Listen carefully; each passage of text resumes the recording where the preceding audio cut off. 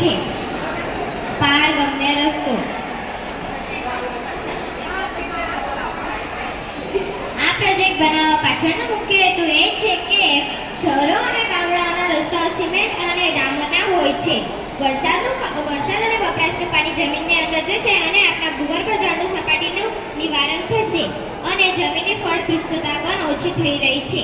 આ સ્થિતિને નિવારવા માટે અમે આ પારગમ્ય રસ્તો તૈયાર કરેલો છે. વરસાદનું પાણી જમીનની અંદર જશે અને આપણા ભૂગર્ભ જળનું પ્રશ્નનું નિવારણ થશે. તો આ કેવી રીતે બનાવવામાં આવે છે તો ચાલો. નાની આકારની કપચી, મોટી આકારની કપચી, સિમેન્ટ અને પાણી 3 ભાગ